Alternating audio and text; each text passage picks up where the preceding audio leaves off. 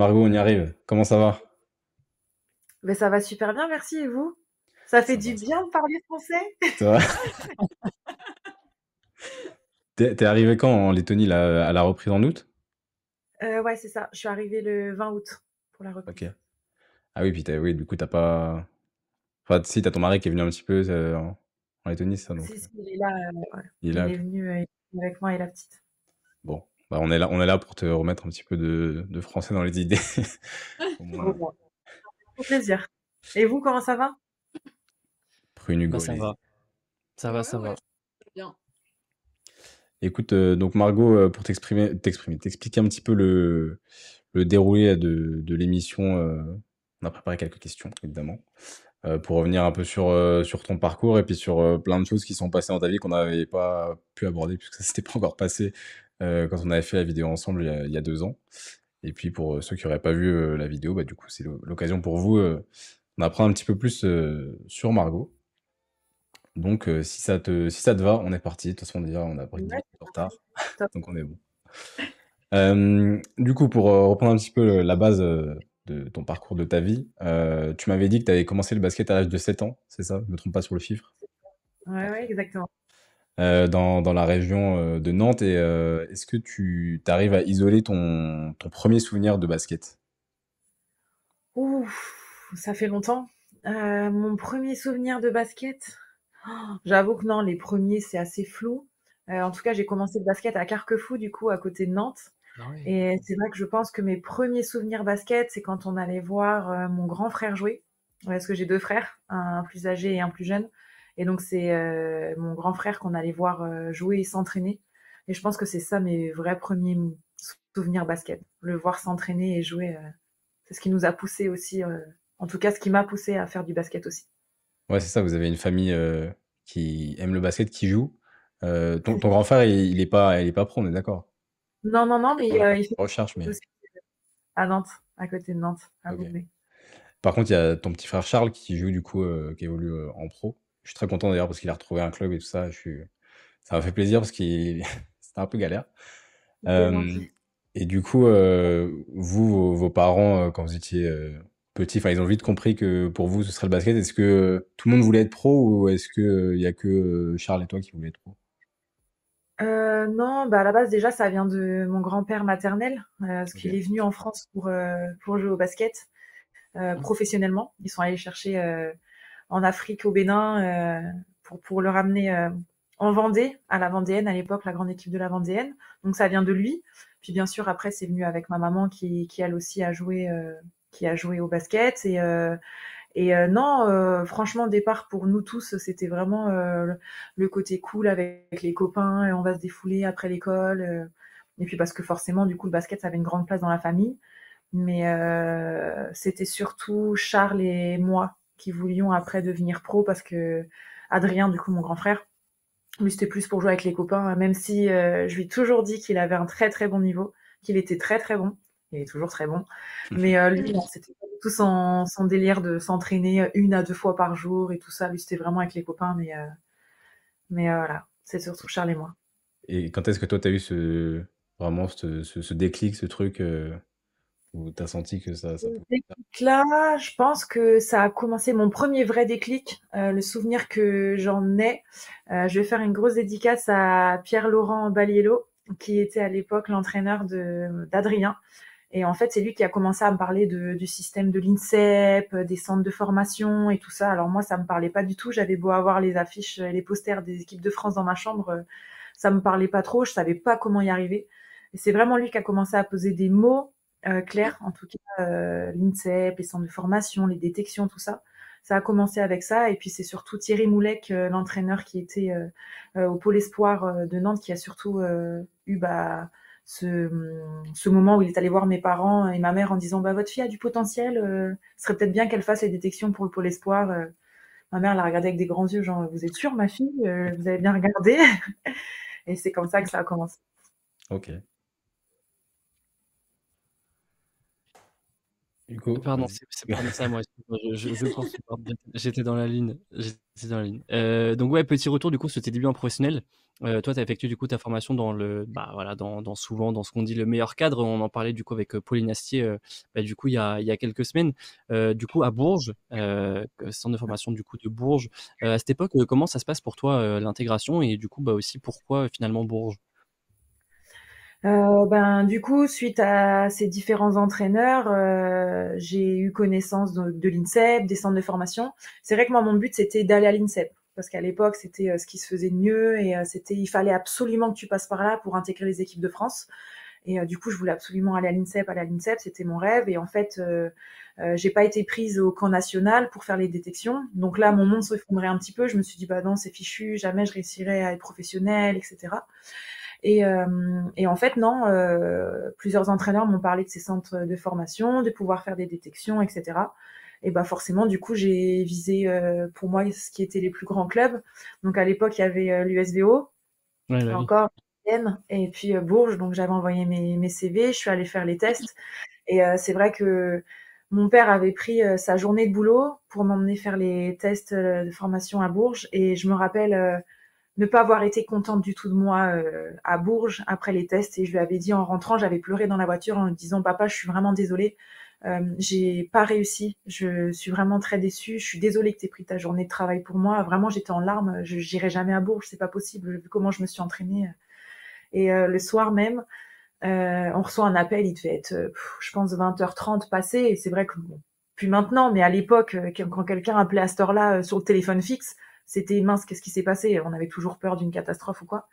Et là, non, en fait, pas du tout. C'était Jérôme Autier, qui était entraîneur du centre de formation à l'époque, qui appelle en disant que ben ils avaient beaucoup aimé bah, mon entraînement, et qu'ils avaient très envie de me prendre au centre de formation.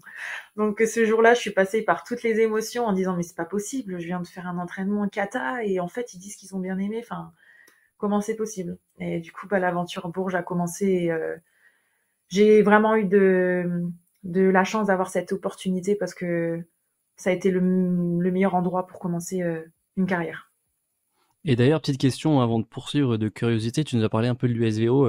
À l'époque, toi, selon ton avis, parce que c'est un peu difficile, je pense, pour nous de mettre le contexte de l'USVO, parce que c'est vrai que c'est un club qu'on n'a pas connu.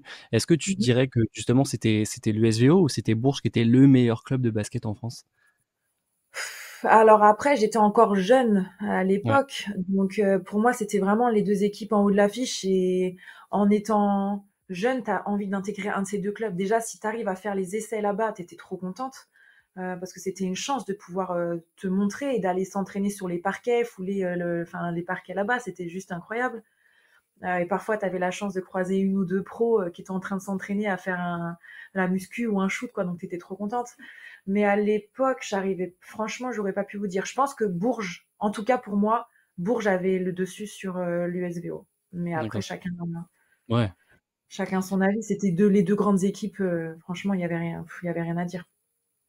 Et justement, du coup, à Bourges, toi, tu as rapidement été intégré dans le groupe professionnel, donc dès tes années cadettes. Est-ce que du coup, à cette époque-là, tu étais un petit peu en mode, bah, je vais chercher, l'expérience déjà aussi avec les plus grandes joueuses finalement? Bah, en fait, ça s'est fait très rapidement, comme tu l'as dit, dès le premier été où je suis arrivée. En fait, bah, Bourges, qui dit Bourges dit bah, forcément meilleure équipe Mmh. avec beaucoup d'internationales, donc que ce soit des françaises ou étrangères. Et du coup, ben, il y avait très peu de pros qui s'entraînaient à la reprise, puisqu'il y avait soit elles revenaient du championnat d'Europe, soit il n'était pas encore fait, ou le championnat du monde, etc. Donc en fait, ils avaient quand même besoin d'avoir des jeunes pour s'entraîner avec les pros. Et c'est ce premier été-là où je suis arrivée, ils avaient besoin d'une joueuse 3-4, 4-3. Et du coup, ben, je me rappelle que Pierre Vincent avait demandé à ce que je vienne aussi m'entraîner. Donc, je venais juste d'arriver. Donc déjà, tu arrives à Bourges, tu as les étoiles dans les yeux. Tu te dis, mais c'est incroyable, j'intègre ce centre de formation. Et puis, même pas une semaine après ton arrivée, tu intègres les entraînements avec les pros. Donc là, je peux vous dire que j'étais comme ça, hyper stressée, etc. Ce qui était top, c'est qu'il n'y avait pas encore les grandes internationales. Donc, tu commençais les entraînements quand même, c'était un peu plus serein, entre guillemets. Et au fur et à mesure, bah, tu intègres vite l'équipe, quoi. Et quand elles arrivent, ben, je suis toujours là-dedans, quoi. Je m'entraînais encore avec elles. Et non, je peux même pas trop. enfin, j'arrive pas à vous expliquer ce sentiment. C'était le sentiment de waouh, j'ai envie d'être spectateur parce que c'est incroyable ce que je suis en train de vivre. Mais en même temps, bah non, j'y vais à fond, quoi. Mmh. Si je suis là, c'est pas pour rien. Et ça a été ce mélange-là, mais elles ont été toutes bienveillantes et franchement, j'ai été hyper bien intégrée. Il n'y a jamais eu un mot plus haut que l'autre, jamais un manque de respect ou quoi. Enfin, c'était ça pour moi, là, le vrai monde professionnel, c'est que tu pouvais être professionnel et sans manquer de respect aux jeunes tout en, enfin, c'était le mix parfait, franchement. Et il y a une joueuse qui t'a marqué à l'époque, justement, quand t'étais dans ces années-là? Il y en a plusieurs. Il y en a plusieurs. Celle qui m'a beaucoup marquée parce qu'elle était sur mon poste et que j'étais tout le temps en train de travailler avec elle en binôme, en un contre un. J'en ai bavé, mais grâce à elle que j'ai vraiment progressé, c'est Stella Calcidou, Ouais. grande grecque. Il y en a eu d'autres aussi, deux autres que j'ai en tête, c'est Jennifer Digbeu. Ouais. Et puis bien sûr Catherine Jones, je sais pas si ça vous parle ou pas. Oui. Cathy Jones à l'époque, une grande shooteuse, vraiment je crois Ouais. que j'ai jamais vu il y en a qui shootaient comme ça. Et voilà, ça va être je pense les trois qui m'ont vraiment marqué. Et il y en a une autre aussi qui m'a forcément marqué, mais j'ai eu moins de temps de jeu en tout cas avec elle, c'était Cathy Melin parce qu'elle était encore là à l'époque et ça a été après aussi ma coach en équipe de France jeune.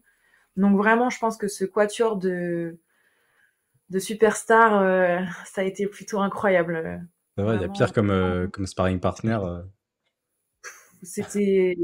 Bon, je me demandais ce que je faisais là en fait. Enfin, moi, je les avais en poster dans ma chambre et après, je m'entraîne avec elles. Enfin, tu te dis, c'est pas possible quoi.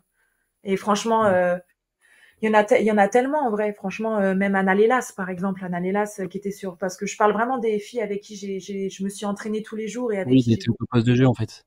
sur mon poste de jeu, parce qu'il y en a tellement. Je pourrais vous parler de forcément Céline Dumerc aussi, d'Andy Miem, enfin de plein de monde. Mais Oui. vraiment, ces filles qui étaient sur mon poste, avec qui j'ai bossé quasi tous les jours, c'était incroyable. Et du coup, donc toi, après tout ça, après tes belles années berruyères, tu pars du côté de Nice, d'abord en deuxième division et ensuite en Ligue féminine. Du coup, ça t'a permis, toi, de te lancer du coup, bah, finalement au meilleur niveau. Ça remonte à 10 ans, mais quel souvenir marquant tu gardes, je dirais, de cette première expérience finalement bah, directement après le centre de formation Berruyer?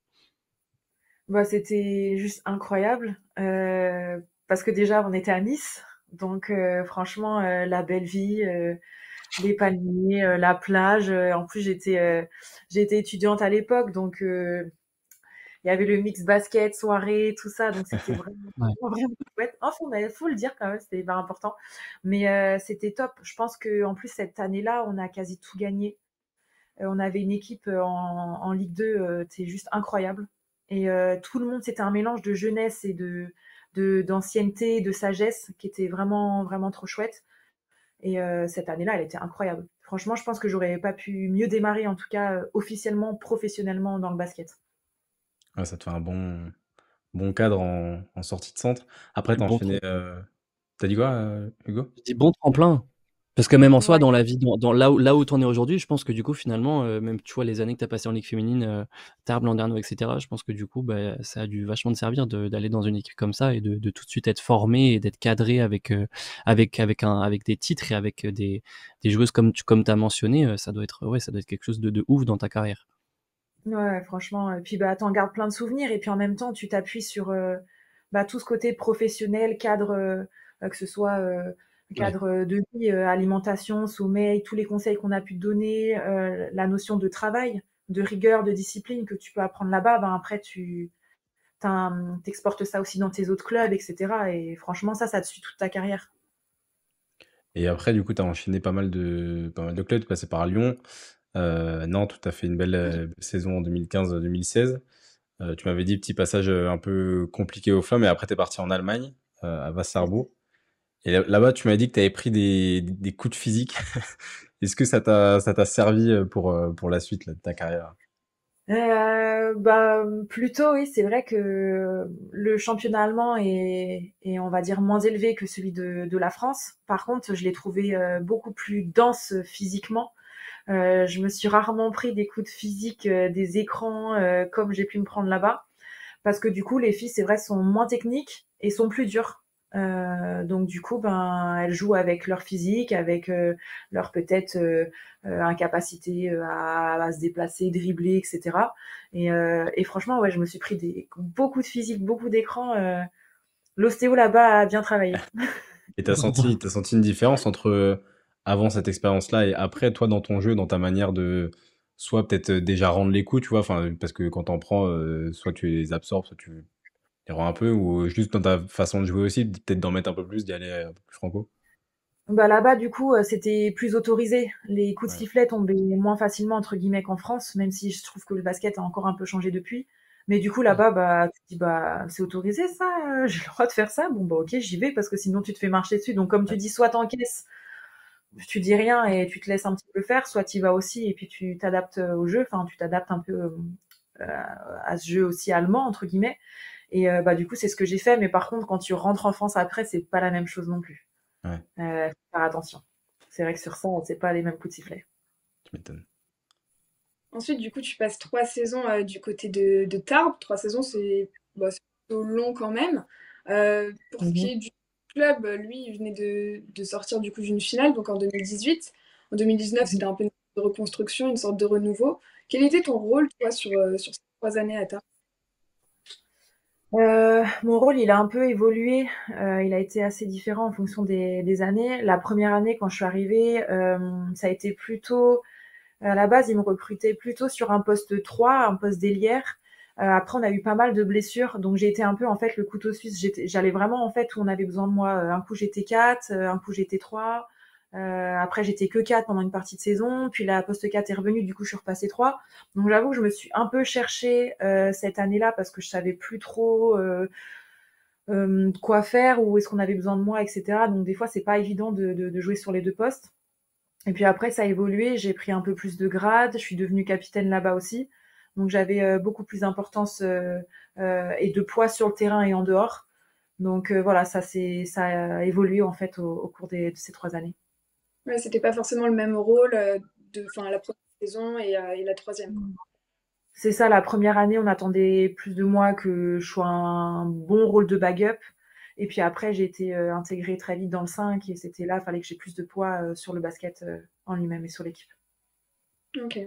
Et donc après, du coup, tu remontes un petit peu direction la Bretagne, à Un Landerneau. petit peu. Où là, du coup, tu as apporté ton expérience, des points également. Vous vous sauvez du coup en playdown sur le parquet de Charnay.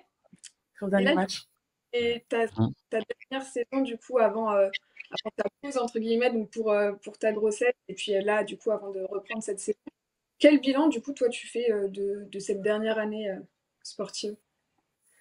Ça a été les montagnes russes vraiment à Landerneau. On a été, bah déjà il y a encore eu la patte Covid qui a commencé, qui nous a Ouais. touché très tôt au début de la saison. Bah ça touche toutes les équipes, hein, franchement. Mm. On était encore avec nos tests avant les entraînements, etc. Enfin franchement, on s'est dit mais on va jamais en sortir quoi de ce truc-là. Puis il y a un moment donné où il y a une hausse d'ailleurs du Covid et on se demandait même si on n'allait pas repasser sur des matchs à huis clos. Donc on était un petit peu stressés. Puis on a eu des blessures, beaucoup de défaites, beaucoup de remises en question, un déséquilibre assez qui se sentait. On avait vraiment un bon groupe, on s'entendait bien, mais sur le terrain, on n'arrivait pas à se trouver, on n'arrivait pas à avoir ce supplément d'âme pour aller chercher les matchs, etc. Et puis c'est ce qui a fait que qu'on s'est sauvé juste sur le dernier match. Après, justement, le fait d'avoir un bon groupe et d'avoir aussi des jeux d'expérience, ça nous a beaucoup aidé sur ce dernier match contre Charnay sur les playdowns. Mais franchement, c'était écrit quoi que ça allait se faire contre Charnel, dernier match là-bas. Enfin, c'était juste incroyable. Après, c'était impensable pour nous de perdre et enfin, en tout cas, personnellement, je ne voulais vraiment pas que le LBB descende et ça aurait été vraiment un gros échec. Et du coup, on a réussi à sortir les couteaux et puis aller chercher cette victoire là-bas, quoi. Et c'était incroyable.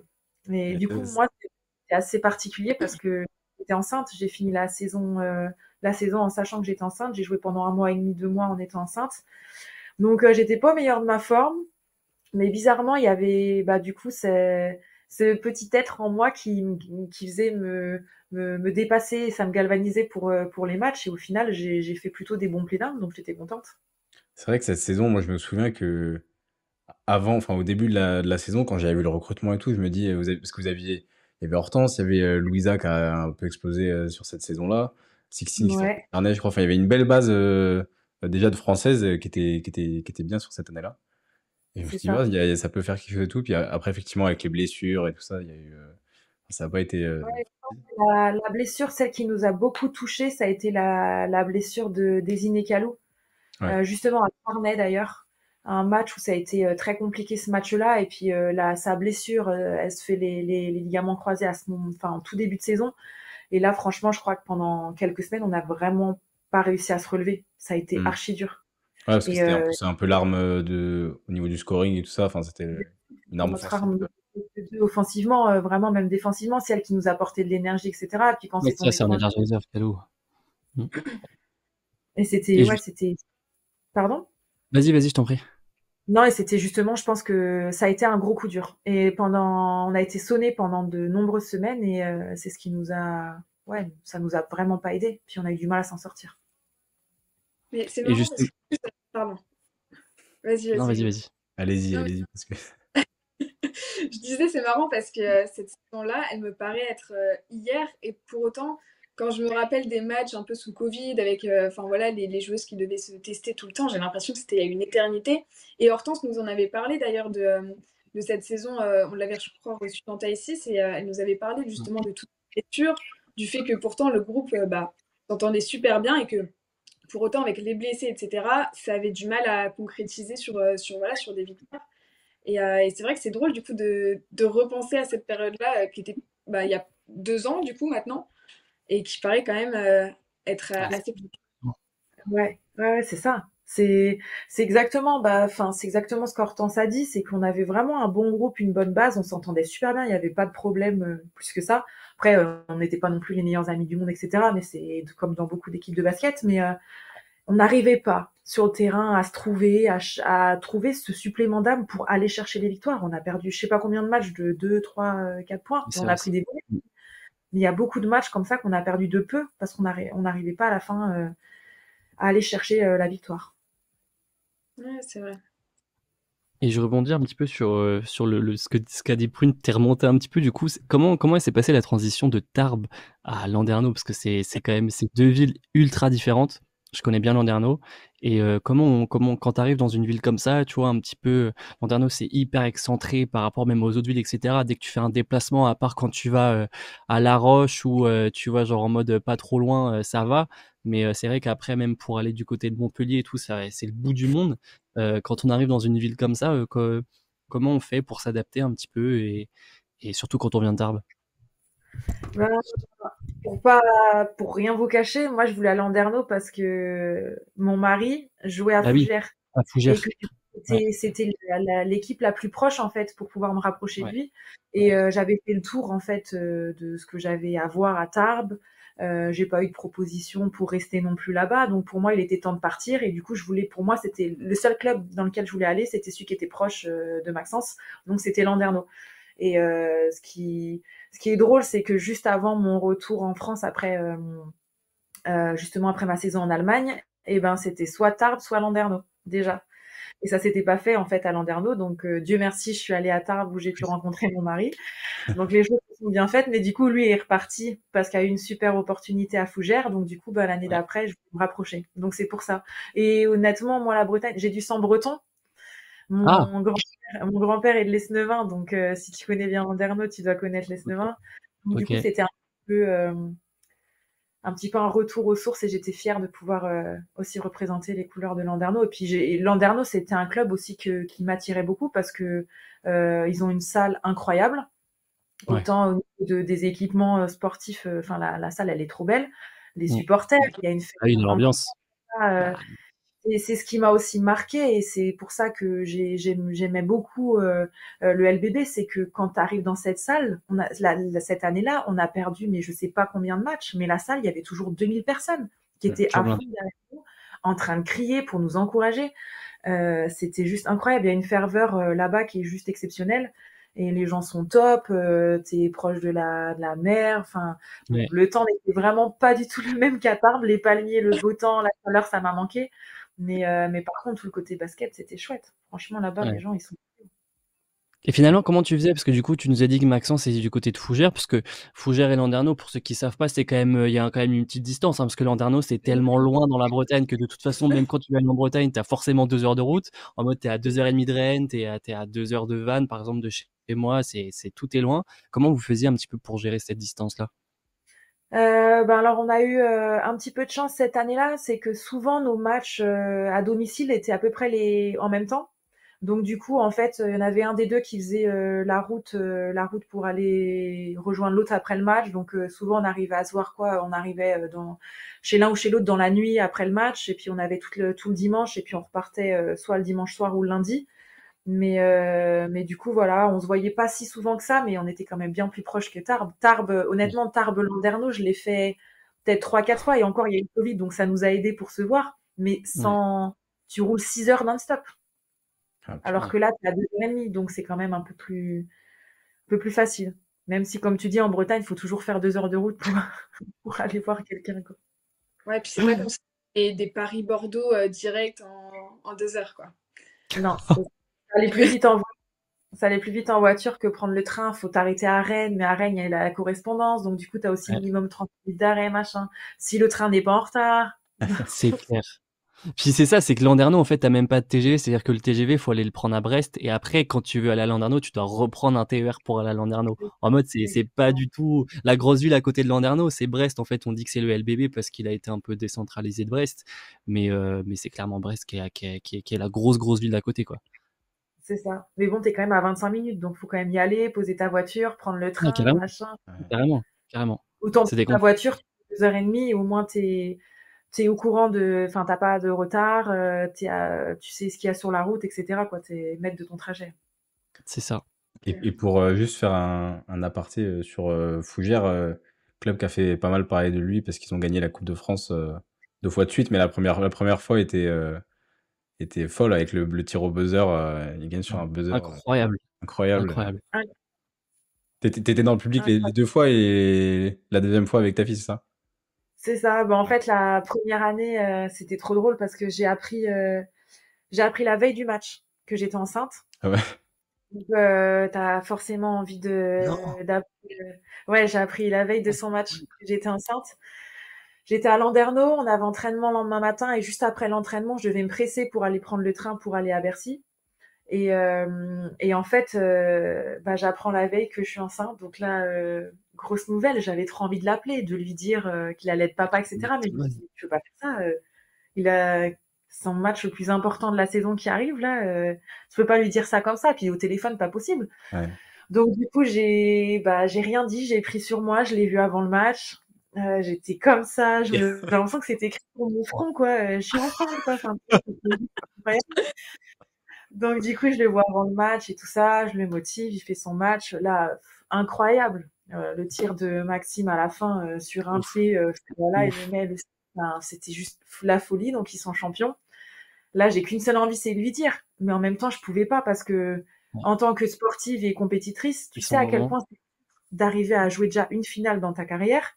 Quand tu la gagnes, je voulais qu'il savoure ce moment-là Ouais. Ouais, c'est pleinement. ça. Je voulais Mm. qu'il soit fier de lui, qu'il soit fier de son équipe et qu'il savoure pleinement cette victoire.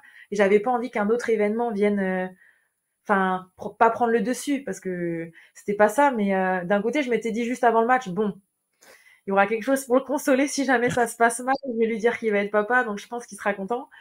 Et non, j'étais stressée. Enfin voilà. Et du coup, bah, j'ai attendu le lendemain parce que je voulais vraiment qu'il fête tout ça avec sa famille, fêter ça avec lui, enfin l'équipe et tout. Et du coup, je lui ai dit le lendemain. Et ce qui est trop beau, c'est que bah 1 an après, ils réussissent encore à se qualifier. Et cette fois-ci, j'étais avec notre fille dans les tribunes, donc Ouais, ils c'est gagnent encore. Carrément. Comme ça, c'est juste. mais Ah, c'est c'est vrai une que belle image. enfin, ça devait être particulier, surtout le timing, effectivement, déjà de le savoir la veille. Bon, tu te dis, je pense que tu as plus de facilité à te dire, bon, je vais attendre qu'il passe le match parce que c'est échéance importante. Mais est-ce qu'il n'y a pas eu un truc au fond de toi quand ils ont gagné? Tu t'es dit, voilà, faut que je lui dise, genre, tu sais, dans l'euphorie du truc un peu. Et après, tu as réfléchi, tu t'es dit, bon, non, quand même. Justement, ben, tu vois, quand donc là, tu vois, ils gagnent, tout le monde saute partout, court sur le terrain, machin. Et puis, tu sais, il y a toujours ce moment où quand les champions, ils vont voir leurs proches dans le public. Mm. Et donc là, je me souviens d'être allée le voir et lui faire un câlin. Et j'avais juste envie de lui dire, mais bravo papa, quoi, tu vas être papa. Et Ouais. sauf que je me suis dit, c'est tellement, déjà, c'était pas le bon moment pour le dire. C'était pas, enfin, j'avais vraiment envie que ce soit, bah, que ça reste intimiste, que ce soit, enfin, c'est notre, ça allait être notre bébé, enfin, c'est notre petit truc, quoi.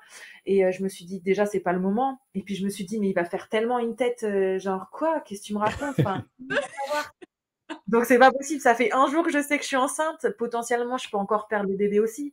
Donc il y a rien Ouais. de sûr. Donc là, j'ai vraiment rangé mon frein parce que c'était archi dur. J'étais trop fière de lui. Enfin, franchement, et j'avais trop envie de lui dire, mais il a fallu se calmer et être intelligent. Ah, et du coup, en plus, enfin, ça permet un peu de transiter même par rapport à Landerneau. Du coup, la saison suivante, tu joues pas, tu tombes enceinte. Toi, Ouais. comment ça s'est passé justement avec le club de Landerneau? Déjà, comment s'est passée l'annonce? Comment eux, ils ont réagi? Quels ont été du coup finalement ce qu'ils t'ont proposé aussi finalement pour ta grossesse? Et ben en fait, moi j'ai toujours voulu, j'ai toujours un credo dans la vie, c'est que je veux que tous les matins quand je me regarde dans une glace, je veux pouvoir me regarder dans une glace. C'est que je veux toujours être honnête, être fière et assumer mes choix. Et je l'ai toujours dit avec Max que c'est vrai que si on avait la possibilité, j'aurais aimé avoir un enfant pendant ma carrière et pouvoir revenir après. Après, Mmh. c'est jamais quand est-ce que ça va tomber, si c'est possible, etc. Mais dans l'hypothèse, c'est ce que j'avais envie. Et du coup, ben, quand on a eu ce projet, parce que j'avais signé 2 ans à Landerneau, et donc bah la première année, c'était vraiment dur. Franchement, j'étais dans un, bah, on faisait que perdre, c'était Mmh. compliqué, etc. Donc je sentais que mon basket s'essoufflait un peu. Et je m'étais dit bon bah on en discutait et on s'est dit bon bah c'est peut-être le bon moment, pourquoi pas. Donc j'en ai parlé avec mon agent et j'ai dit par contre je veux absolument mettre le club au courant parce que je sais que c'est pas quelque chose de simple. J'ai pas forcément à faire ça, mais comme je vous ai dit, je voulais être transparente et être honnête parce que j'avais envie que pour l'année d'après, si potentiellement l'été, si je tombais enceinte, je voulais qu'il soit capable de rebondir et de prendre quelqu'un à ma place.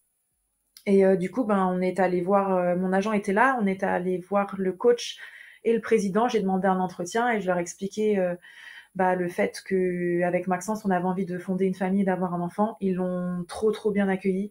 Franchement, ça a été une annonce sereine, même si j'avais pas de doute.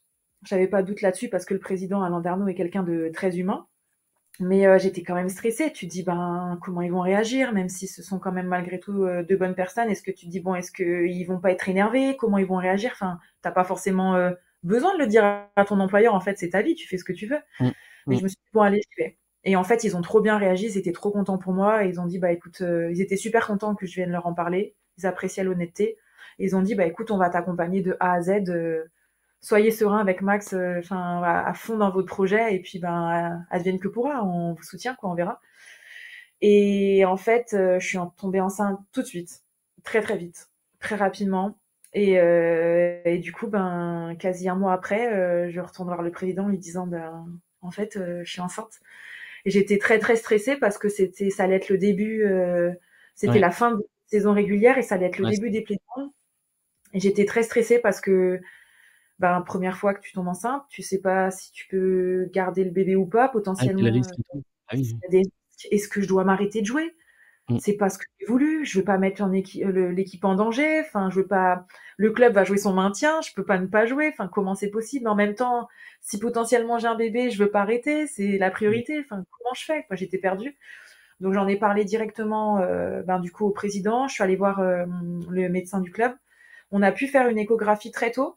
Même si on voyait pas grand chose, on savait que bah, l'œuf était bien placé et qu'il n'y avait aucun risque. Donc il m'a dit écoute, vas-y fonce, il y a que toi. Si toi tu me dis que tu le sens pas, que t'as pas envie, on va t'aider.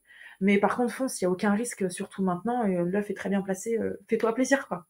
Et aller chercher ce maintien. Et du coup ça s'est passé. Donc tout le monde. Le ceux qui étaient dans la confidence, c'était le président, le coach, le préparateur physique et le médecin. C'était les seuls enfin pour moi qui avaient besoin D'accord. d'être au courant. Ouais. Et parce que pour moi, c'était le plus important, Mmh. parce que ben, t'es même pas à 3 mois. Donc pareil, il y a toujours un risque. Donc Ouais, j'avais c'est trop envie de dire à mes coéquipières et de leur dire, mais aidez-moi là, j'ai envie de vomir tous les matins, je suis fatiguée, je suis au bout de ma vie, j'ai des symptômes de ouf, mais je suis enceinte quoi, genre aidez-moi, mais impossible, tu peux pas. Même ta ouais. famille, il y avait que Max qui était au courant, je pouvais même pas le dire à mes parents Ah quoi. ouais. Enfin, Ah ouais. ouais. OK. Ah oui, donc c'était un Donc cercle vraiment très restreint finalement. très restreint. Et ils ont gardé ça secret. Ça a été top.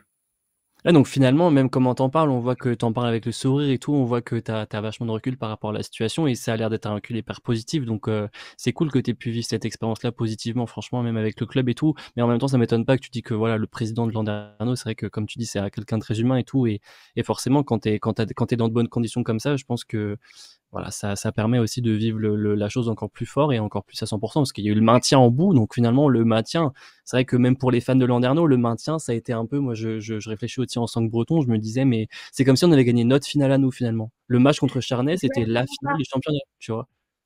C'est exactement ça. Quand on a gagné, quand le chrono il a sonné à la fin du match à Charnay, Ouais. mais on s'est tous sauté C'est dans ouf. les bras, comme si on avait gagné la finale, comme si on était championne de la LFB, tu vois. Ouais, Mais c'était notre finale à nous, tu vois. ouais. Et c'était un soulagement, mais pour tout le monde, nous, parce que tu te dis, bon, la saison, on a le temps de faire le bilan, mais ça te permet de dire, bon, malgré tout, on a sauvé les meubles, Ouais, quoi. Le club carrément. reste en première division, tout le monde est content, quoi. Enfin, c'était incroyable. Franchement, ce dernier match acharné, puis c'était dur, quoi. Tu te dis, la tension était Ouais, et puis palpable, il fallait aller les chercher. Clairement, il la fallait craque. aller les chercher. Ouais. Et parce que pour Charnay aussi, c'était une finale en fait finalement. Oui, bien sûr. Bah, elle voulait le Du maintien coup. autant que nous, hein.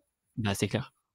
Mais il y avait une joueuse, ça, qui nous en avait parlé justement et qui disait que jouer une sorte de, enfin pas du coup une finale, mais un match pour le maintien, c'était limite plus important et avec plus de pression qu'une finale pour un titre, parce que voilà, en fait, une finale pour un titre, bien sûr, c'est important, mais c'est du plus, entre guillemets, on ne risque rien. Si on perd, bon, voilà. Alors que là, en fait, une finale enfin une finale, un match pour un maintien, il y a quand même à perdre et enfin, je pense qu'il y a d'autant plus de pression aussi et il y a une certaine importance, quoi. Mais je pense que pour avoir vécu les deux, je pense que la pression est complètement différente. Dans le sens où, comme tu dis, si ta finale de perdant, entre guillemets, si tu perds, t'es sanctionné direct. Ton club descend, Ouais. c'est fini en deuxième division. Là, il y a une sanction. Que la sanction est pas la même. C'est si tu perds ta finale, bah bien sûr, t'es au bout de ta vie, t'es quand même vice-champion. Bon, j'avoue que c'est quand même une grosse sanction aussi, hein. Quand tu joues pour le Ouais. titre, tu veux gagner. Donc voilà, mais je dirais que la pression est différente, oui, parce que malgré tout, quand tu descends et que tu perds et que tu descends en deuxième division, t'as l'impression que le monde te tombe sur la tête, quoi. Ouais, puis il y a des Ouais, enjeux puis économiques et tout ça, puis c'est Oui, peut-être puis plus plein. pression et excitation d'un autre côté. Enfin, pression, le maintien et excitation, la finale, je veux dire, mais c'est pas. Ouais, c'est deux sentiments vraiment différents, quoi. Différent, c'est ça. puis t'as peut-être je sais plus qui est-ce qu'en parlait, mais t'as raison, Prune, ça me dit quelque chose, je sais plus qui est-ce qu'en parlait, de toutes les filles qu'on a Et Maud, reçues non? qui C'était pas Maud? disaient, ouais, Non, Maud peut-être, ça me dit ouais, rien. puis je sais, c'était C'est pas, pas ou Marie. peut-être, ah, Marie, je sais plus. Ouais. Mais bref, mais tout ça pour dire qu'il y a aussi cette notion de, bah, finalement, du coup, le club descend, et forcément, quand tu aspires à rester en Ligue féminine, bah, du coup, tu descends pas avec le club. C'est-à-dire que tu quittes le club sur une relégation. Mm. Non seulement Ah tu le ouais. quittes sur une défaite, mais en plus, tu le quittes sur quelque chose de grave, entre guillemets, parce que forcément, bah, rester en Ligue féminine, c'est la première division, c'est la meilleure division, donc bah, tu quittes le club là-dessus, ça doit vraiment pas être simple à gérer, je pense. Mais je l'ai vécu sur ma deuxième année à Ouais, Nice. On a fait ouais, l'ascenseur très rapidement. On était en Ligue 2, donc on est monté en Ligue. Et la deuxième année, du coup, on descend. Et pareil, ça joue sur le dernier match parce que nous, s'il fallait qu'on gagne et qu'une autre équipe, je crois, fallait qu'elle gagne aussi, enfin, pour pouvoir rester. Et au final, bon, ça s'est trop mal passé et on est descendu. Et du coup, bah, en plus, tu pars. Donc là, ouais. tu dis, ben, déjà, j'ai pas fait mon job, Mm. je l'ai mal fait. Et puis en plus, ben, tu pars sur une note, mais qui est horrible, quoi. Tu dis, je pars en laissant le club en deuxième division. Enfin, c'est juste horrible, quoi.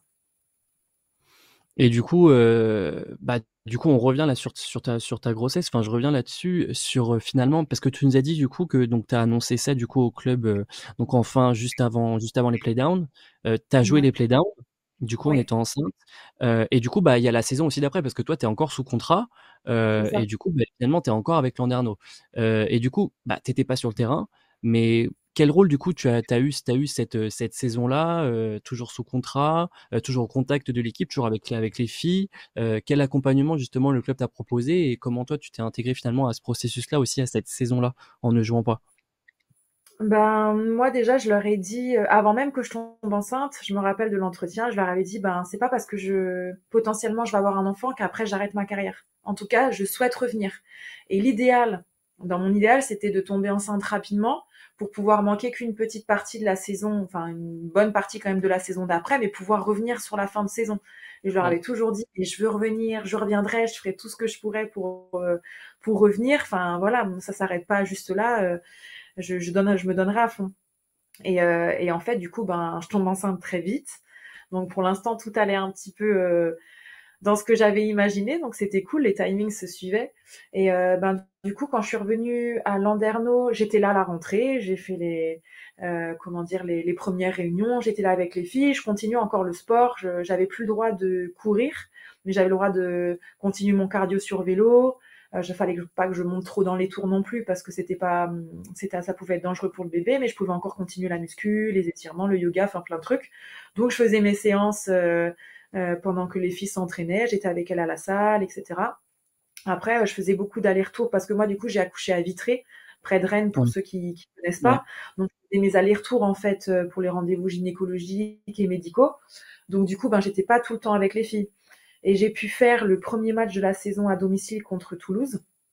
Donc là, moi, mon rôle, il changeait pas, en fait. Enfin, j'avais juste envie, c'était d'être à fond avec les filles et de pouvoir tout ce que je pouvais pas donner sur le terrain physiquement, je le donnais à côté. Donc j'étais toujours là pour essayer de les encourager, de les motiver. Je criais à fond sur le banc.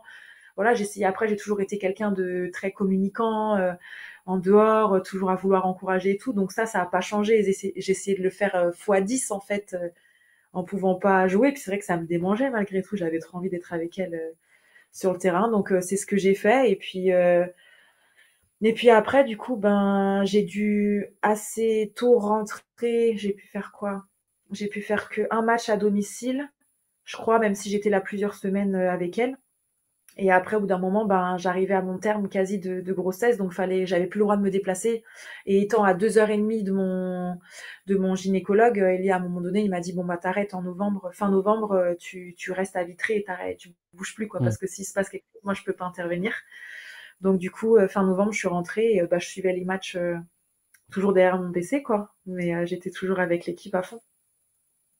Et justement, avant que vous enchaîniez, comment, parce que tu nous as parlé de toi, du coup, tu t'es demandé si, voilà, quels étaient les risques, tu t'es dit, bon, bah, j'ai peur un petit peu si je joue, comment ça va se passer.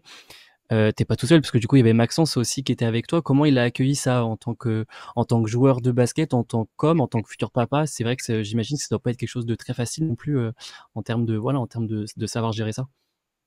Bah, déjà, là, tu sais jamais comment ton chéri il va réagir quand tu lui annonces cette nouvelle-là, parce que déjà pour toi c'est inédit, c'est tout nouveau, t'es stressé, t'as peur. En plus, ça arrivait très vite.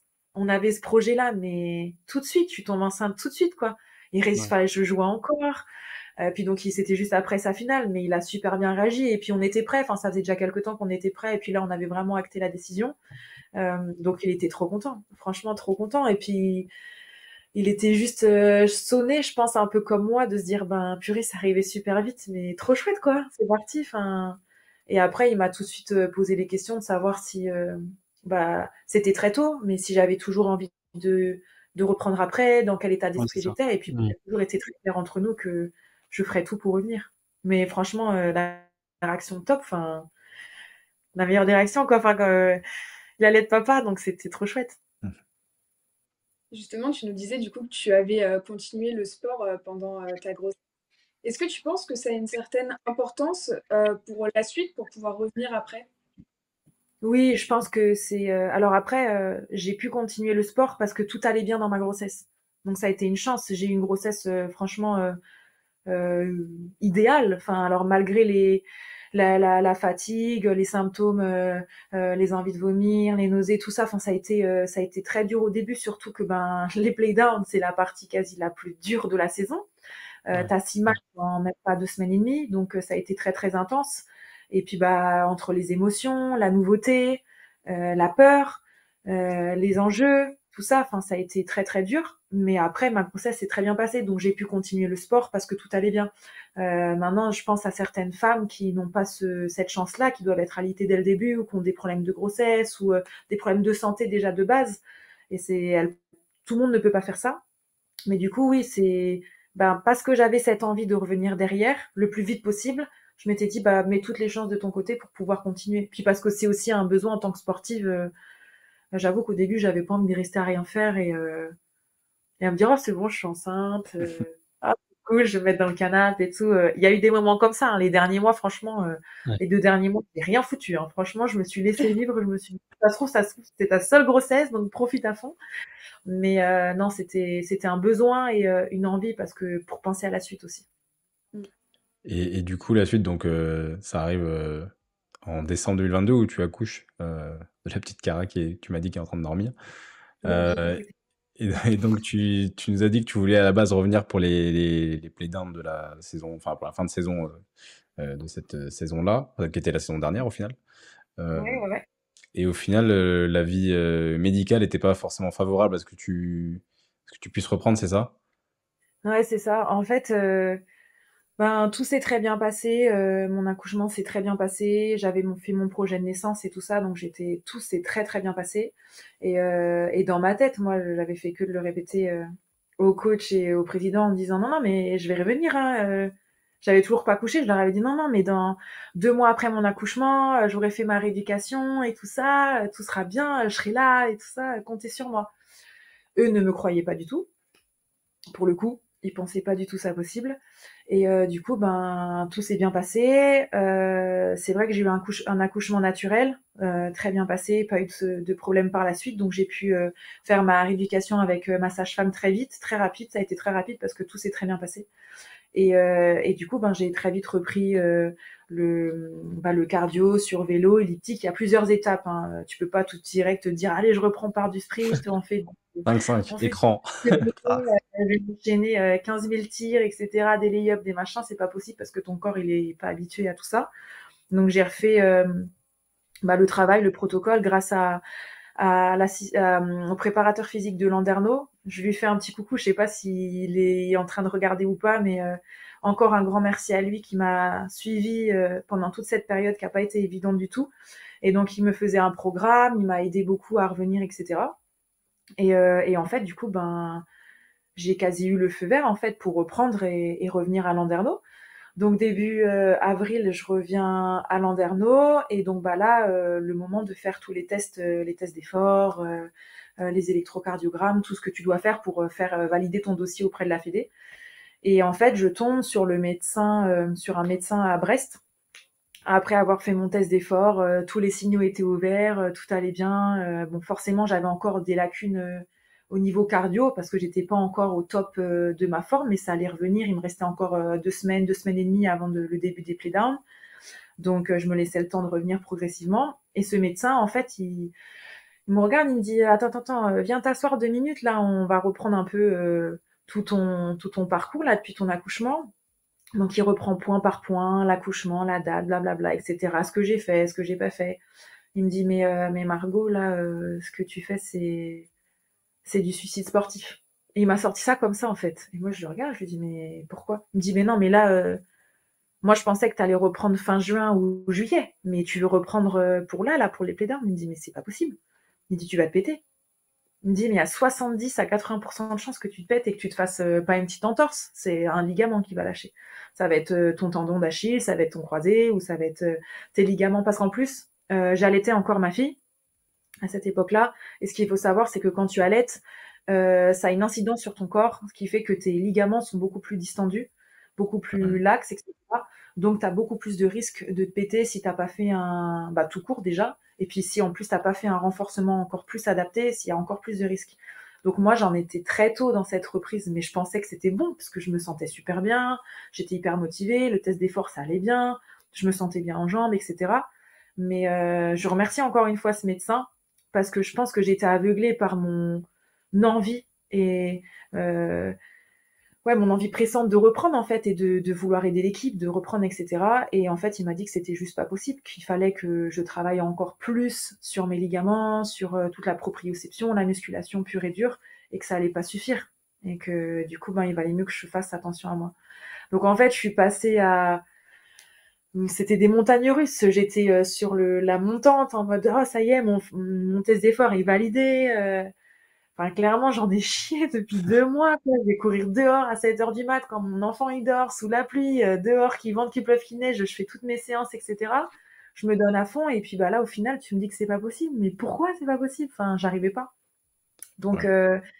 c'était soit j'allais les yeux fermés et je fonçais droit dans le mur Mm. parce que j'avais décidé de le faire parce que bah je suis majeure et vaccinée et puis bah c'est pas un médecin qui va m'apprendre la vie ou quoi et j'y vais. Ou alors ben non Margot, il faut que tu te poses un peu et que tu réfléchisses et que tu te rendes compte que c'est un professionnel de santé qui sait de quoi il parle et que ben ta santé avant tout quoi. Ouais. Donc du coup ben ça a été très court en fait. En une semaine, je suis revenue le lundi à Landerneau et le vendredi, je sortais de mon rendez-vous à 11 heures et puis en fait, ben, c'était non, pas de reprise quoi.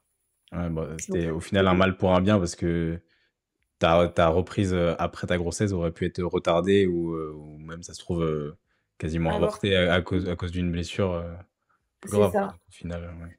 Et tu vois maintenant avec le recul, j'étais pas prête. Ouais. J'étais pas prête. Non. Je pense que mentalement, j'étais mais déterminée, je pense plus que personne. J'étais déterminée à prouver en plus parce que j'ai pas forcément eu le soutien que j'attendais à cette période-là. La confiance, en tout cas, de la part de mon club pour cette reprise. Et je me suis sentie abandonnée par moment. Vraiment, on me prenait pas au sérieux quand je disais que je voulais revenir, que j'en étais capable, que je ferais tout pour. Voilà, comme je disais, la seule personne qui m'a vraiment aidée, ça a été Pierre, le prépa physique.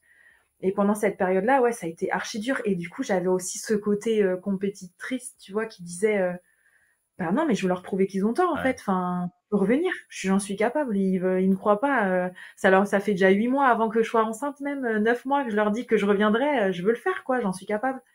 Et au final, heureusement que le médecin m'a mis ce stop, quoi. Parce Ouais. que je pense que j'avais trop envie de revenir.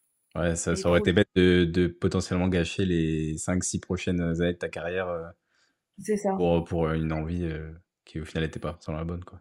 Mais est-ce que tu as Ouais. échangé avec des joueuses qui étaient dans cette situation-là? Pardon, excuse-moi. Est-ce que tu as échangé avec des joueuses qui étaient dans cette situation-là ou qui seront passées par là pour Non, avoir pas plus. des expériences? C'est vrai que ben, la personne à qui j'aurais pu demander des conseils, bah, c'était Jennifer Digbeu dont je vous ai parlé Mm. plus tôt, parce qu'elle elle a connu ça aussi dans sa carrière. Elle est revenue après avoir donné naissance. Mais après, je suis pas forcément plus proche que ça de joueuses à qui c'est arrivé. Donc, je n'ai pas forcément plus discuté. Et puis, bah, comme physiquement, moi, tout allait bien, en fait. Enfin, Ouais. vraiment, c'était un peu établi un plan et tout se suivait, tout s'enchaînait et tout allait bien. Donc j'étais entourée de mes proches, voilà, mon mari, ma famille, mes amis les plus proches et voilà, j'avais leur soutien et du coup bah c'était let's go quoi, on y va. Je reviens un petit peu du coup sur ce que tu disais, notamment avec voilà, ce médecin qui te dit en gros bah, ça va pas être possible, tu vas pas pouvoir revenir tout de suite, tu vas t'attendre. Est-ce que justement tu es passé par des périodes de peur, de doute concernant ton retour, ou tu es restée confiante et tu t'es dit non, ça va le faire, c'est juste une question de temps et ça va se faire? Ouais, c'était surtout ça parce que déjà là j'ai pris un franchement ça a été archi dur. Archi dur parce que je me suis tellement battue pour revenir vite, bien. Pour moi, je me sentais prête. En tout cas, mentalement, je l'étais. Franchement, mentalement, j'étais blindée. Je peux vous dire qu'après un accouchement, mentalement, on est Ouais. blindé plus, hein. Mais non, franchement, j'étais déterminée comme jamais pour revenir. Et voilà, je pense que j'ai peut-être pas suffisamment su écouter mon corps, mais pourtant, lui, il me donnait que des retours positifs. Donc pour moi, c'était c'est bon, ça va le faire en fait. Puis en plus, comme l'équipe était tellement dans le dur, je voyais que même au sein de l'équipe, il manquait un peu, tu vois, euh, cette énergie, enfin, alors que moi, j'avais qu'une seule envie, c'était de leur apporter ça, quoi. Puis en plus, quand j'arrivais à la salle, parce que pendant ce temps, je m'entraînais à côté, parce que j'avais pas le droit de m'entraîner tant que la joueuse qui me remplaçait au niveau contractuellement parlant, tant qu'elle était sur le terrain, j'avais pas le droit de m'entraîner tant qu'elle était là. Donc je m'entraînais avant ou après. Et les filles, elles voyaient Cara, et tu vois, c'est une énergie incroyable quand t'amènes un bébé dans une salle. Enfin, moi, je l'ai vécu avec une autre coéquipière, mais quand t'as t'as ce bébé qui arrive, t'as juste envie de, c'est un petit bout de soleil, quoi. Enfin, tu vois, et t'as encore en plus envie de te donner, quoi. Et puis ça ramène de la fraîcheur, chose qu'il n'y avait plus à Landerneau parce que c'était une spirale négative. Et moi, j'étais trop pressée de ramener ça, de ramener ma motivation et ma fraîcheur. Et en fait, quand il m'a dit que c'était pas possible, ça a été hyper dur. Franchement, je me suis dit, mais oh là là, tout ça, limite tout ça pour rien, alors que non. Puisqu'après, j'étais direct formatée en me disant, bah c'est pas grave, l'année prochaine. Mais j'avais aussi, je vais pas vous mentir, comme j'étais en fin de contrat avec Landerneau, j'avais aussi envie d'utiliser cette fin de saison pour pouvoir prouver que j'étais revenue et pour pouvoir éventuellement Ouais. trouver un autre club. Donc en fait, il y avait pas mal de choses. C'était un mélange d'émotions, mais j'ai pas du tout. J'étais pas trop stressée en me disant ah personne va vouloir me signer, etc. Parce que pour moi, j'étais persuadée que j'allais revenir. C'était juste une question de temps.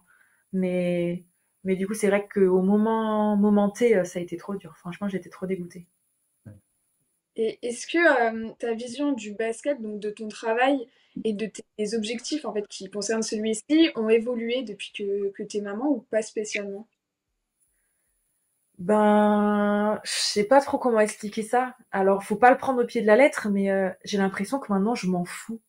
Dans le sens où non, mais c'est pour ça qu'il faut pas le prendre au pied de la lettre parce que je suis tout autant motivée, j'ai trop envie de chercher des titres, j'ai envie de vraiment continuer à grandir dans le basket.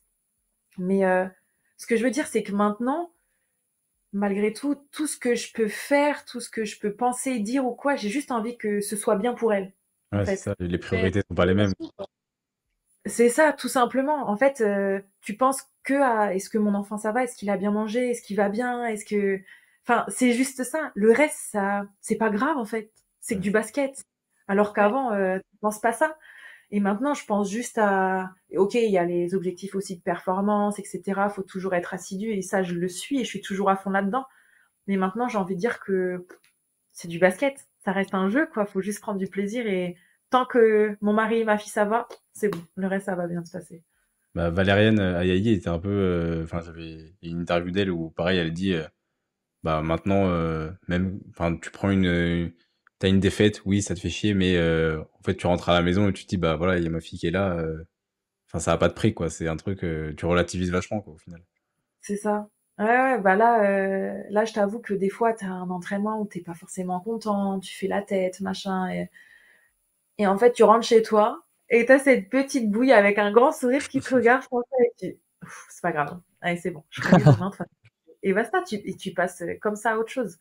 Et ouais, ça, ta vie prend un autre tournant, prend un autre sens, et comment dire, ce qui te paraissait super important avant, là où tu mettais, enfin, c'est pas que j'ai changé mes priorités, un petit peu quand même aussi, mais c'est surtout que des choses entre guillemets un peu futiles pour lesquelles tu pouvais mais te prendre la tête pendant des heures et des heures, au final, ben, c'est vite effacé parce que tu te dis bon, c'est pas grave, quoi. Il y a un petit bébé qui est là et ton énergie, elle est vraiment centrée autour d'elle, quoi.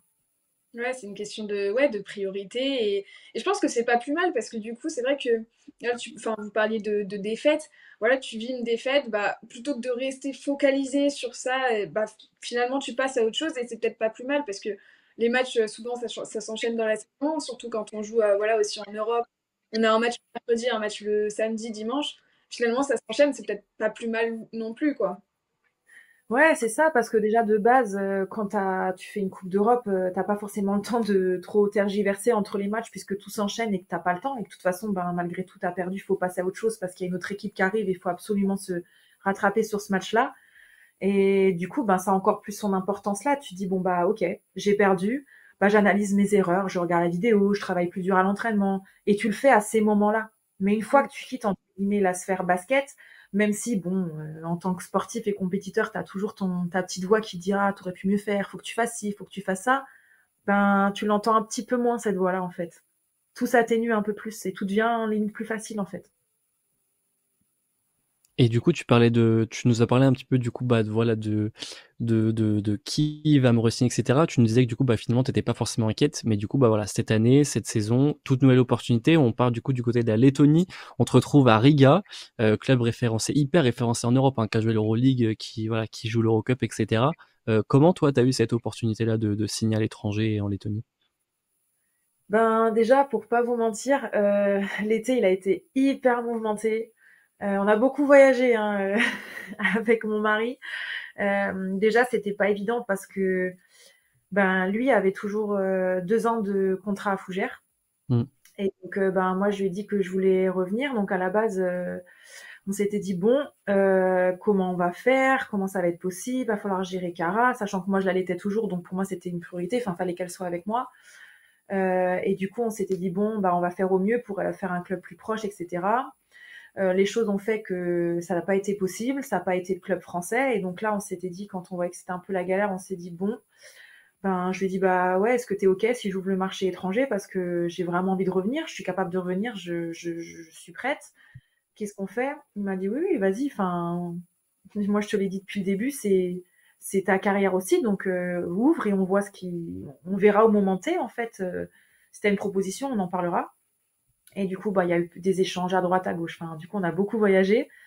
Et au final, du coup, bah on a eu une offre sérieuse de Riga, mais ça arrivait très tard. Ça arrivait début août, et en fait, Max avait déjà fait sa reprise avec Fougères, mais en amont, comme aussi pareil par souci d'honnêteté et de transparence, on avait prévenu son coach et son président pour leur dire que ben il y avait de fortes chances que je puisse avoir un contrat à l'étranger et que si c'était pas possible, ben Max partirait avec moi en fait pour s'occuper de Cara pendant que je fasse ma reprise. Et donc ils étaient au courant, mais bon, début août, tu te dis, voilà, il a repris avec son club de son côté, il s'est bien installé, etc. Puis au final, il y a cette proposition, on pose les choses et puis ben on finit par accepter. Et du coup, bah là, ça a été assez dur, quoi. Même moi, je me sentais trop mal à l'aise vis-à-vis de son club, de ses coéquipiers. Enfin, je me suis dit, même si, pareil, Fougères, c'est un club genre incroyable, connaissant le coach et le président, enfin, je savais que c'était des personnes vraiment très humaines et ouvertes. Mais bon, quand tu annonces ça, que tu perds un joueur à cette période-là, c'est compliqué, quoi. Et ben, en fait, pareil, ils ont eu une réaction juste incroyable. Je les remercie d'ailleurs si jamais il y a des gens de Fougères ou des bénévoles ou même les présidents ou coachs qui regardent. Je suis trop trop heureuse que ce soit des gens comme ça qui soient à la tête d'une équipe et d'un club comme ça. Parce que franchement, on a eu que des messages positifs. Mais pareil, les bénévoles, ses coéquipiers, tout le monde a compris. Enfin, les gens du bureau, tout le monde a dit ben bon courage à Margot, allez-y quoi, cartonnez tout et c'est parti. Et puis bah au final, du coup, on s'est retrouvé à Riga et puis bah on kiffe quoi. Franchement, c'est Ah ouais, c'est ouf. cool la Et Lettonie. Riga de m'avoir laissé cette opportunité que d'autres clubs français n'ont pas laissé. C'est sympa la Lettonie à vivre, Riga. Ouais, franchement. Alors pour tout vous dire, aujourd'hui il neige. Ah ouais. C'est le Ah ouais? premier jour de neige. On est à 0 degré et ça y est, là, on commence. Je pense qu'on se rend même pas compte de comment ça va être. Mais là, ouais, il a neigé aujourd'hui. Ouais. Mais c'est vrai que je me Et posais du la coup, question sur l'opportunité de Riga parce qu'en plus, là, du coup, marché étranger, tu arrives en tant qu'étrangère. Et du coup, c'est vrai que les attentes sur les étrangères, enfin, peu importe le championnat, mais tu as toujours plus d'attentes, on va dire, vis-à-vis des étrangères parce que elles sont censées t'amener, on va dire, plus que les locales. Enfin, voilà, vous voyez ce que je veux dire. Mais c'est vrai qu'avec, du coup, la saison blanche que tu as fait avant, je me demandais comment ça s'était fait. Donc, ouais, c'est intéressant d'avoir ça. Ouais, ouais, bah en fait, tu vois, j'ai eu le coach au téléphone. Bah voilà, je lui ai expliqué que ben voilà, je revenais de grossesse, etc. Lui avait un peu, enfin, était totalement au courant de comment ça se faisait parce qu'il y avait déjà une fille dans l'équipe qui l'avait fait. Il y en a d'autres qui l'ont fait avant aussi. Donc pour eux, c'était pas du tout c'était pas une nouveauté. Donc voilà, moi je lui ai dit bah écoute, tu veux que je sois prête pour fin septembre, je serai prête. Enfin voilà, je sais que j'avais encore quelques kilos à perdre. Enfin voilà, j'étais pas prête, mais il fallait que je sois prête à une certaine date et je lui avais dit bah fais-moi confiance, tu sais que je donnerai tout pour être prête et à cette période-là. Et en fait, c'est ce qui s'est passé. Et je le remercie encore pour sa confiance et je remercie le club parce qu'ils m'ont accueilli mais à bras ouverts. Ici, ils sont mais d'une humanité incroyable, vraiment. On se sent vraiment comme une deuxième famille. Je sais que voilà, si jamais il se passe quelque chose avec ma fille, je peux l'appeler, je lui explique que ça va pas. Il va me dire mais te prends pas la tête, occupe-toi de ta famille, il y a aucun problème. Enfin, j'ai rarement vu des personnes ouais, aussi humaines et ouvertes d'esprit comme ça.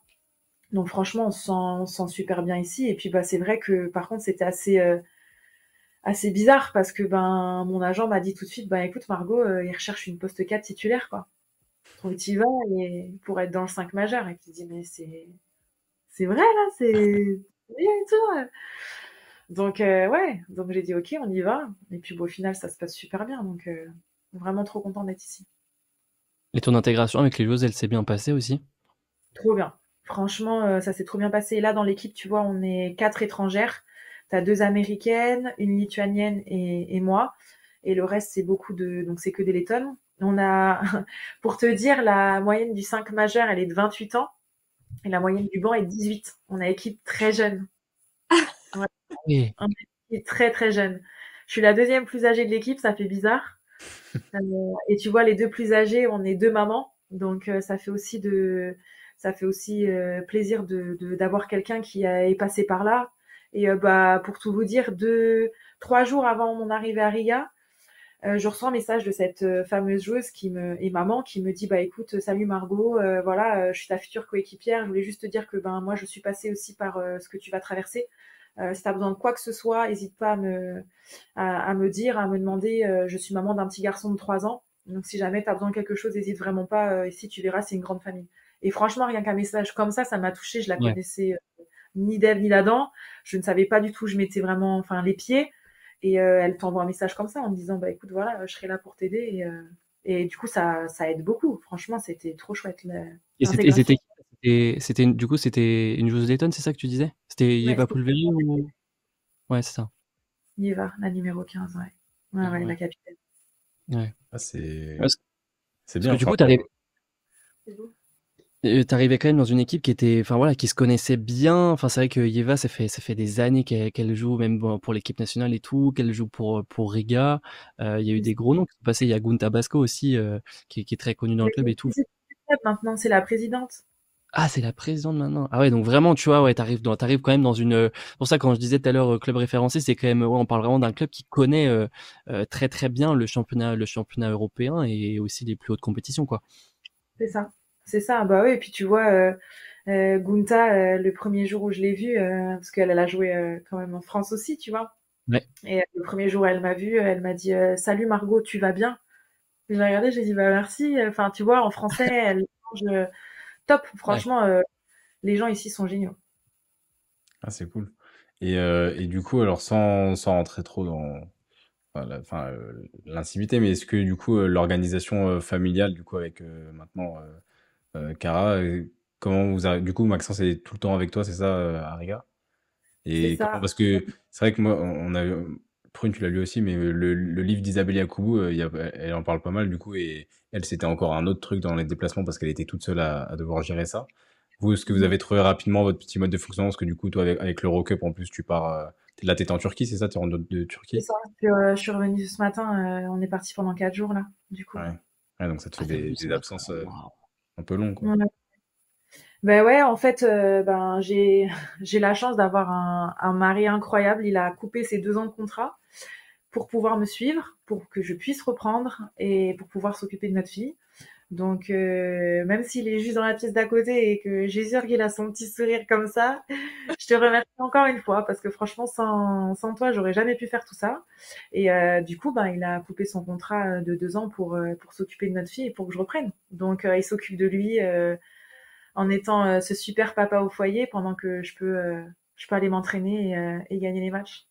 Ah, c'est bien, enfin, c'est cool, ça doit être confortable pour toi, je me doute. Non, mais enfin, il y a besoin j'ai pas besoin de me soucier de quoi que ce soit. Elle est avec la meilleure personne, Karel, avec la meilleure personne avec qui elle puisse être, voilà, quand c'est pas moi. Il s'occupe de tout. Enfin, franchement, c'est parfait. Enfin, c'est parfait. Je pense que n'importe quelle sportive qui revient de grossesse, elle aimerait pouvoir avoir ce confort-là aussi. C'est un confort physique, c'est un confort mental. Voilà, je sais qu'elle est avec lui tout le temps et il s'occupe de tout. Et c'est vrai que j'avais même pas besoin de me dire, voilà, là, purée, va falloir que je trouve une nounou en plus qui va Hmm. être étrangère, que je connais Ouais. pas. Il faut que je laisse mon enfant à quelqu'un que je connais pas.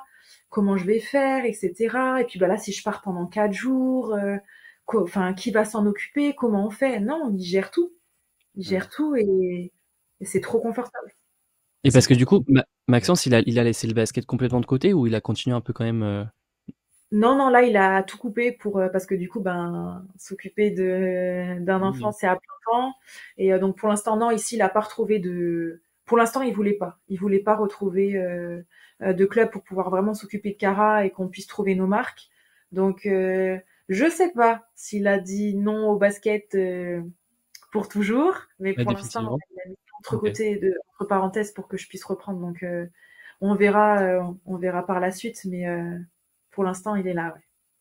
Ouais. Et ouais, c'est pour ça que je trouvais hyper intéressant de te recevoir aussi, parce qu'il y a de plus en plus d'exemples de joueuses qui passent par ce processus de la maternité. Et c'est vrai que chaque grossesse et chaque processus, justement, est très différent. Et du coup, Ouais. c'est bien d'avoir plein de témoignages. Et si ça peut aider après certaines personnes, tant mieux, C'est quoi. ça. En tout cas, si ça peut aider ou s'il y en a qui ont des questions ou si vous voulez échanger vraiment avec grand plaisir. Enfin, chaque expérience est différente et unique, mais c'est vrai que il y a rien de plus beau que de pouvoir revenir aussi après sa maternité et c'est trop chouette. Enfin, franchement, même déjà, pour moi, c'est la plus belle chose dans une vie de pouvoir avoir un enfant. Donc voilà, et puis merci en tout cas à vous de m'accueillir ce soir. Je suis trop contente de pouvoir discuter de ça avec vous. C'est trop trop chouette. Ouais, Nous c'était aussi. Ouais, nous aussi. Franchement, c'est super intéressant. Je bois tes paroles là depuis tout à l'heure, alors que je suis pas du tout ni basketteuse, ni enceinte, ni rien du tout. Mais je trouve ça Un super jour, qui sait? Un jour, qui sait? intéressant. C'est ça. Mais du coup, je retourne un peu sur la partie basket. Toi, du coup, là, c'est ta deuxième expérience à l'étranger. Oui. Tu nous as parlé du championnat allemand que tu connais comme très physique. Ouais. Quelles caractéristiques tu pourrais nous donner sur le championnat du coup français et sur le championnat letton que tu commences du coup à observer là, actuellement? Bah, c'est vrai que pour le championnat laiton, j'ai pas encore pu vraiment trop voir puisque on a fait que 2 matchs de championnat et puis on a fait surtout des matchs soit la Ah, c'est qualif cool. pour le public qu'on a manqué, mais surtout des matchs d'Eurocup. Donc j'ai pas encore trop pu analyser le championnat laiton. Après, je sais que c'est des équipes qui sont très très jeunes. En fait, ici, il y a le championnat laiton et il y a la Ligue Baltique. Donc en fait, je rencontre des équipes de Lettonie, mais je joue aussi contre des équipes d'Estonie et de Lituanie qui forment la Ligue Baltique. Donc en fait, tu as ce championnat donc de Ligue Baltique, mais les rencontres que tu joues contre ces équipes lettonnes comptent pour le championnat letton. Et en fait, à la fin, tu as un champion letton et un champion de Ligue Baltique. Et donc pour l'instant, on vient juste de commencer. Mais c'est surtout des équipes pour l'instant qui sont très jeunes. Enfin, moi, je vois le dernier match qu'on a joué, c'est une équipe universitaire et tu as beaucoup de filles. Je pense que ouais, la moyenne d'âge, elle doit être de 20, 21 ans, quoi. Donc les nanas sont super jeunes. Donc voilà, c'est totalement différent du basket français. Parce qu'il y a beaucoup d'équipes qui n'ont pas forcément d'étrangères non plus. Ici, elles s'appuient sur leur joueuse locale. Donc ça n'a rien à voir avec le basket français. Et parce que du coup, dans la Ligue Baltique, t'as les meilleures équipes. C'est les meilleures équipes qui participent à la Ligue Baltique. C'est comment ça se passe? Euh, alors c'est un peu compliqué parce que en tout, je crois qu'on est 14 ou 16. Je t'avoue que le championnat n'est pas encore vraiment sorti. Pour l'instant, on a des dates que Ouais. jusqu'à pour Noël. On n'a pas la suite, c'est un peu Ah, ok. particulier. Mais du coup, je crois qu'on a 4 ou 5 équipes lituaniennes. On doit en avoir 3 de l'Estonie et puis après le reste c'est des équipes lettonnes. Mais ouais, c'est surtout des équipes qui sortent du lot là-bas quoi. Ouais. T'as pas toutes les équipes du championnat estonien ni Ouais, toutes les équipes du championnat lituanien, mais c'est un peu oui les meilleures équipes. Ouais. ok. Ok, on a terminé pour nos questions. On a eu deux questions sur Insta qu'on a pioché, euh, qui n'ont du coup rien à voir avec ce qu'on vient de dire là, mais c'est sur ta carrière au global. Il y a Laura qui demandait quel est ton meilleur souvenir dans ta carrière jusqu'à présent, si tu arrives à en isoler un. Waouh, mon meilleur souvenir. Je pense que ce qui restera parmi mes meilleurs souvenirs, c'est difficile d'en choisir qu'un seul. Euh, Mais je pense qu'au niveau, en tout cas, émotion, tout ce que j'ai pu ressentir à ce moment-là, ça a été le championnat du monde U17 que j'ai fait à Rodez et à Toulouse avec les équipes de France Jeunes, où on termine vice-championne. Ça a été incroyable parce que c'était en France, il y avait une ferveur de ouf. Les gens, parce qu'en fait, avant les matchs, il y avait forcément les hymnes nationaux. Et donc, bah, quand c'était la Marseillaise, comme on était en France, tout le monde chantait. Et les gens chantaient tellement fort qu'on n'entendait même plus la musique derrière. On Ah ouais? s'entendait plus. Et toi, t'es là, t'as 17 ans, tu te dis, mais c'est incroyable ce que je suis en train de vivre, en fait. C'est possible, là, c'est réel. Et puis, bah, tu joues contre les États-Unis, la Chine, et l'Australie, enfin, c'est juste ouf. Et puis, tu finis vice-champion. Donc, je crois que ça a été une de mes plus belles expériences basket. En tout cas, émotion ressentie, et d'avoir pu le faire en France. On a eu cette Ouais, communion avec le public et tout, c'était incroyable. ouais, tu m'étonnes. Donc, ça fait ça. Ok. Et la deuxième question de Eline, c'est ta meilleure rencontre dans ta carrière? Pareil, je pense que Mais c'est là, dur d'en isoler une et non mais on oublie le fait qu'on veut pas faire de problème, mais c'est une rencontre marquante, tu vois, sans isoler en disant elle c'est la meilleure, mais je sais bah, pas. dans le basket, si je peux dire que ce sera, si c'est pas une fille, mais du coup, ce sera mon mari puisque je l'ai rencontré grâce au basket. Ouais. Mais donc voilà. Mais sinon, non, franchement, je peux pas choisir. J'ai tissé vraiment de très belles amitiés avec le basket, peu importe les équipes, et je peux pas choisir. Non Franchement, mais ton Joker. mari c'est bien comme ça tu froisses Ouais, personne. Tu sais. C'est ça. c'est justifié, c'est bon. Et moi j'avais une dernière question parce que en plus j'ai vu un commentaire tout à l'heure dans le chat. À quand le retour de combinaison gagnante et de la pâtisserie? Ah là là là, quand j'aurai du temps, quand j'aurai du temps. C'est drôle parce qu'on en parlait encore ce matin avec une de mes coéquipières que vous devez certainement connaître, c'est Kaira Lambert, Ouais. notre joueuse qui a joué à Toulouse l'année dernière. On en Toulouse. parlait encore ce matin, cette nuit à l'aéroport vers 1h30 du mat. Et on se disait, ah, faudrait peut-être qu'on se fasse un truc d'équipe, là, ce serait bien. Je disais, ah ouais, on pourrait se faire un truc autour d'une bonne bouffe et tout. Puis on se regarde, on se dit, mais quand est-ce qu'on va cuisiner? On n'a pas le temps. Et puis, on était en train de se dire, ah, ce qu'on pourrait amener pour faire un super brunch et tout. Je lui disais, ouais, bah, tu sais, il y a une époque où je ramenais toujours de quoi manger à mes coéquipières, soit dans le vestiaire ou pendant les road trips. Je dis, mais maman, j'ai plus le temps. J'ai plus le temps. Donc, un jour, j'espère. Je ne désespère pas, mais ça T'auras peut-être reviendra. une assistante de luxe avec Cara. Ouais, Ça serait exactement. top. Ma petite commise en Ouais, c'est cuisine. ça. Ok, et ben écoute Margot, merci beaucoup pour ton temps, c'était très enrichissant, enfin, j'ai appris plein de trucs et c'est vrai que, comme je disais, ton témoignage est, je trouve, important et puis c'est intéressant d'avoir différentes histoires pour nous, pour les gens qui écouteront cette émission. Donc vraiment merci d'avoir pris ton temps. En plus, il y a Merci une à heure de vous. décalage, donc il est un peu plus tard chez toi, donc on va aller te laisser dormir. Pas de Mais souci. vraiment merci. Merci à vous. Franchement, c'était un réel plaisir d'être avec vous, de vous voir. Donc, prenez soin de vous et je vous souhaite une super saison taille 6 en tout cas. Et j'ai hâte de voir les prochaines invités. Merci beaucoup. Allez, bonne soirée et puis à bientôt.